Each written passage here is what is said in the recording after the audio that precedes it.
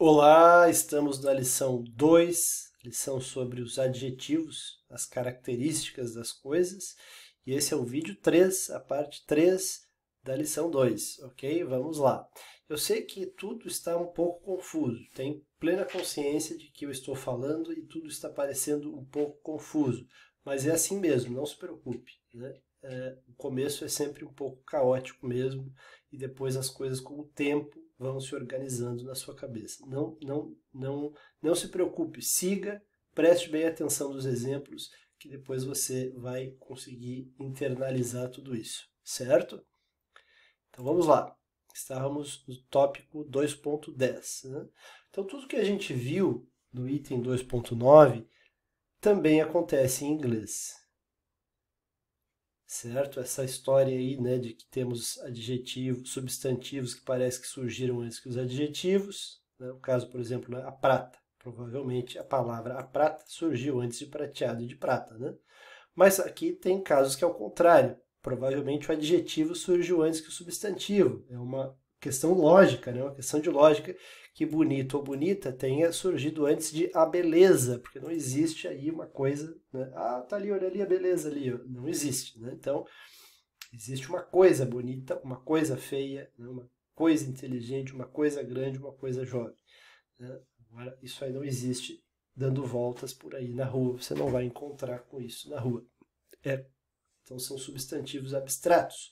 Surgiram depois dos adjetivos, com certeza, né? Bom, então tudo isso aí a gente usou para fazer aquelas reflexões ali que a gente fez em português. Agora vamos ver os mesmos casos em português, em inglês, perdão. E aí você vai ver que as coisas não são exatamente equivalentes numa língua e outra. Né? Cada caso é um caso e é preciso aprender caso por caso. E esse é o objetivo desse curso, é dar a você essa consciência. Né? O objetivo desse curso é expandir a sua consciência a respeito do seu próprio idioma e do idioma que você está aprendendo, que você quer aprender, que é o inglês. Por isso, esse curso não é um curso regular, não é um curso comum, é um curso um pouco diferente. Né? Serve tanto para o básico como para o avançado. Então vamos adiante, né? Vamos ver o que a gente tinha visto antes em português, vamos ver em inglês. Vamos ver aqueles casos, então, em que os adjetivos foram inventados antes que os substantivos. Né? Bonito ou bonita em inglês é beautiful, e o substantivo equivalente é the beauty. Feio ou feia é ugly, e the ugliness é a feiura. Hot é quente, e the heat é o calor. Intelligent é inteligente, e the intelligence é a inteligência. Big é grande, e the bigness é a grandeza. Young, jovem, e the youth é a juventude. Então, perceba que the beauty equivale tanto ao português a beleza quanto a beldade. Lembra do filme da Disney chamado A Bela e a Fera? Essa foi a tradução que recebeu no Brasil, né? Mas o título em inglês é The Beauty and the Beast. Então acho que a tradução mais correta seria A Beldade e a Fera. Mas como beldade não é uma palavra já que ficou meio ultrapassada, se preferiu traduzir como A Bela e a Fera, né? Então perceba mais uma coisa aqui, ó, que a terminação "nes" é muito comum para os substantivos. Nesse caso, né? Nós temos the ugliness, a feiura, the bigness, a grandeza. E outros exemplos que eu acrescentei aqui, né? Hard é duro. E the hardness é a dureza. Smart é esperto. E the smartness é a esperteza. Mas muito cuidado, pois a gente às vezes vai se enganar, né? Achando que um substantivo pode ter um final "ness" e não tem. Né? Como, por exemplo, a gente tem a palavra para jovem em inglês é young. É uma tentação dizer que a juventude seria youngness, né? Mas não é. O correto é the youth. Às vezes a gente vai cometer esses deslizes.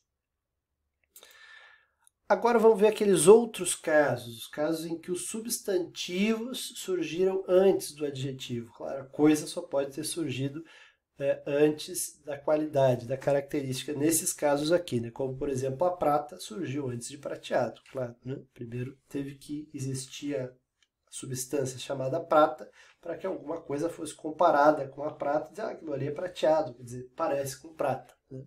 Então, também é uma coisa lógica aí, né? Então, a prata em inglês é the silver, e os adjetivos ou locuções adjetivas que podem surgir de the silver em inglês, e agora eu não vou traduzir, tá? Eu só vou dizer o que pode surgir e depois a gente vai ver caso por caso. Então, silver pode surgir silver, que é a mesma coisa que of silver, pode surgir silvered e silvery. O ouro é the gold em inglês, pode ser adjetivos que podem surgir gold, que é o mesmo que of gold, ou golden. The wood, a madeira, pode surgir wooden, que é a mesma coisa que of wood. The flower, a flor, pode surgir flower, que é a mesma coisa que of flower, ou pode ser também flowered. The sand é a areia. Temos sand, pode ser usado como adjetivo dessa maneira, igualzinho, que seria of sand. E sandy, esse sandy já adianto para vocês que seria arenoso. Né? The stone, a pedra. Stone é a mesma coisa que of stone, para um adjetivo, né? No caso do adjetivo. E stony é pedregoso. The metal, o metal. Como adjetivos, pode ser diretamente metal, ou a expressão of metal. Temos também metallized e temos metallic, que não são a mesma coisa, nem em português nem em inglês. Mas não vou traduzir já. The sun. Aqui nós temos sun, of sun, sunny.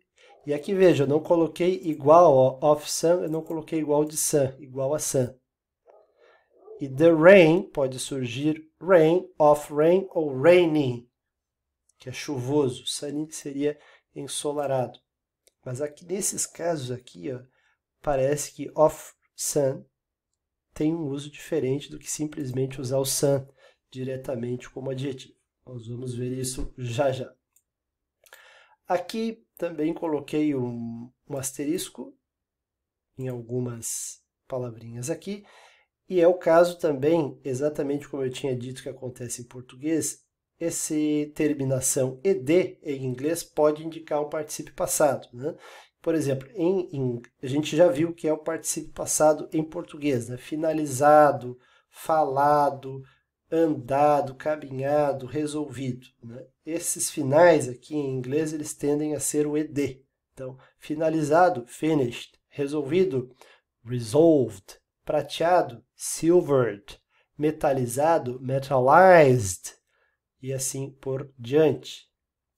Só essa observação aí. Agora vamos fazer algumas observações e vamos ver como em inglês as coisas podem ter padrões diferentes. Então vamos comparar aí as coisas, certo?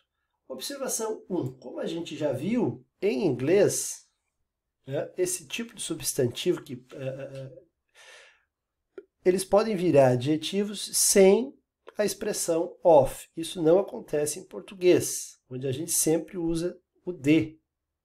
Mas, na maioria dos casos, não está errado usar a expressão com of. Então, se em português eu digo a moeda de prata, em inglês eu posso dizer tanto the silver coin como the coin of silver. Posso dizer para o que a gente fala em português, a moeda de ouro, posso dizer the gold coin ou the coin of gold. Para o chapéu de flor, eu posso dizer the flower hat ou the hat of flower.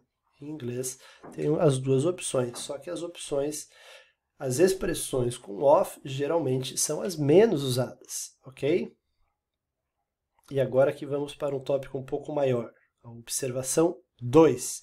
Assim como acontece em português, às vezes, as duas formas ou mais são aceitas. São aceitas por quem fala, né? Como sendo a mesma coisa. Por exemplo, para mim, a caixa de metal é a mesma coisa que a caixa metálica. Eu não vejo diferença. Eu aceito que isso seja considerado coisas iguais. Caixa de metal, caixa metálica são iguais, né? Em inglês, seriam iguais o quê? The metal box, the box of metal, the metallic box. Tudo igual. Em português, se eu digo o chapéu de flor ou o chapéu floreado, eu aceito também que as coisas são a mesma coisa, né? O chapéu de flor e o chapéu floreado, mesma coisa para mim, né? Em inglês também acontece isso, eles vão aceitar como iguais the flower hat, the hat of flower, the flowered hat.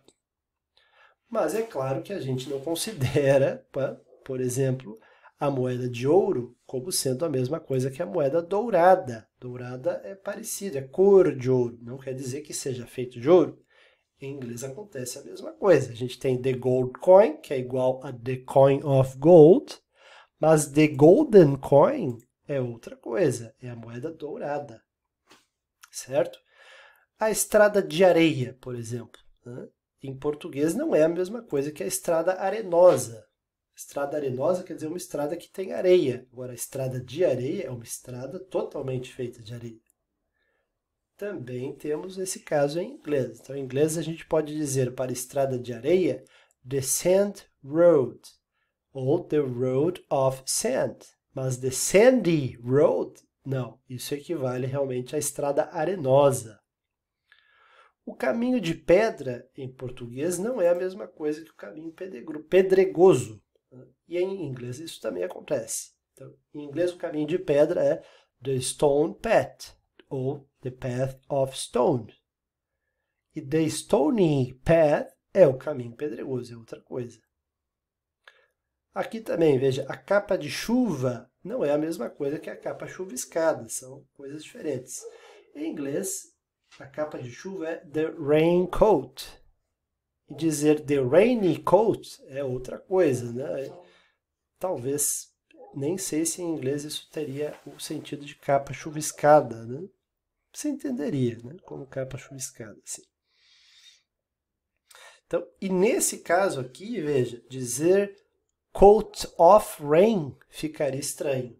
Então, nem sempre a expressão com of ela faz sentido em inglês. Por isso que eu digo, cada caso é um caso. Vamos adiante. Por exemplo, o teto solar do carro, né? Aqueles tetos de carro. Teto solar não é a mesma coisa de teto de sol, vocês concordam? Né? E em inglês, teto solar é sunroof. E aqui também ficaria estranho dizer roof of sun. Isso porque, na verdade, sunroof, assim como raincoat, são considerados um bloco só. E por isso que eles são escritos sem separação. Veja, sunroof, raincoat. E esse bloco ele é considerado como sendo um substantivo. Mas, na verdade, aí dentro nós temos um substantivo e um adjetivo, né? Porque sunroof é sunroof, seria literalmente teto solar. O sun aqui está sendo usado como um adjetivo. Só que ele se incorporou no vocabulário como juntos, como sunroof, e aí sendo considerado um substantivo na língua inglesa. Veja que solar, também existe em inglês, mas aí já quer dizer outra coisa. Se eu disser solar roof, isso aí tem a ver com aquelas placas de energia solar que são colocadas nos telhados. Então veja, coisas diferentes em inglês e em português. Coisas que a gente tem que cuidar, ok? Mas a lição aqui é essa, pessoal. De um substantivo pode surgir adjetivos com sentidos um pouco diferentes, ainda que próximos, né? Dourado e de ouro, golden and gold, são coisas próximas, mas não igual. Né? Assim como de pedra e pedregoso, stone of stone and stony, de areia e arenoso, sand of sand ou sandy, são coisas parecidas, mas não iguais. Então fique atento. Já já voltamos para o próximo vídeo, ok?